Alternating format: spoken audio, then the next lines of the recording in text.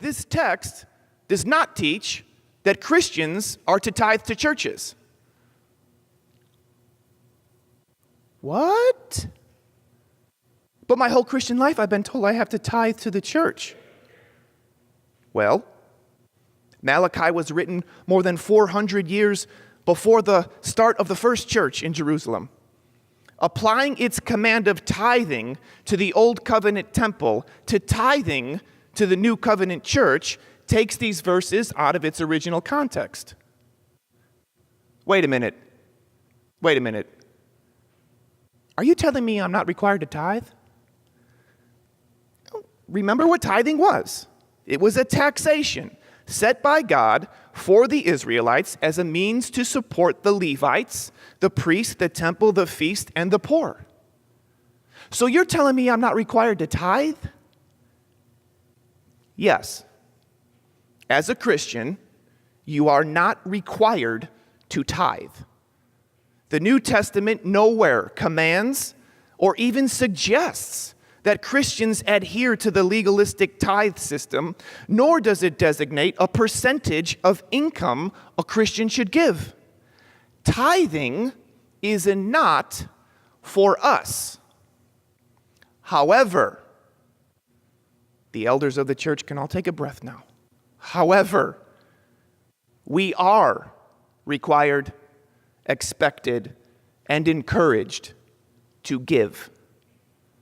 1 Corinthians 16, 1 and 2, Paul writes, "Now concerning the collection for the saints, as I directed the churches of Galatia, so you also are to do.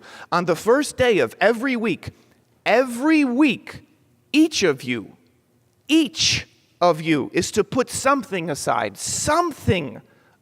for the collection and store it up as he may prosper." Okay, wait a second. Stop. So I'm a Christian. I come to this church. You tell me I'm not required to tithe because that's an Old Testament tax, but I am expected to give, but there's no percentage of income instructed to give. So what am I supposed to give? I'm glad you asked. Paul again writes in 2 Corinthians 9:7, "Each man should give what he has decided in his heart to give, not reluctantly or under compulsion or because you're forced to, for God loves a cheerful giver." So it's not the amount or percentage or source of income, but the attitude of the heart that is important to God. God loves a cheerful giver, for he himself is a cheerful giver. Follow me now on this. While a tithe or a tenth of one's finances is a good standard for giving, it's an adoptable minimum.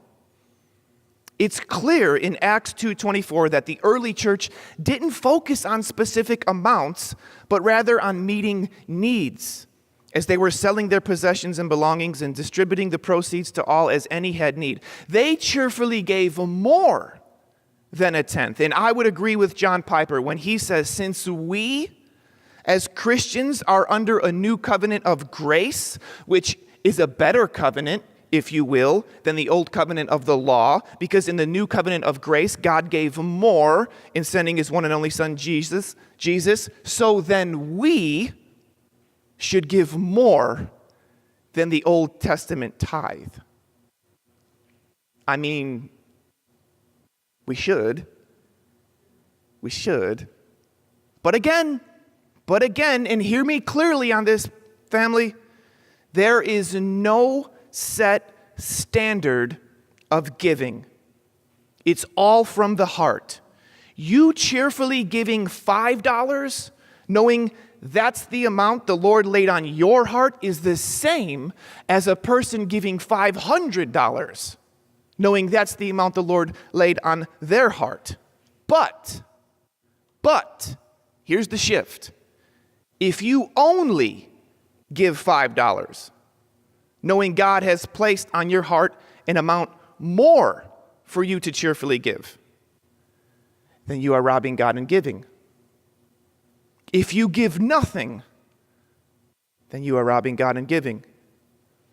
If you have the means to meet a need placed on your heart within the church, the building, and the ministry, within the body, your brothers and sisters, within the community, the poor and the homeless, and you do not, then you are robbing God in giving. And when you rob God in giving, you rob God of giving.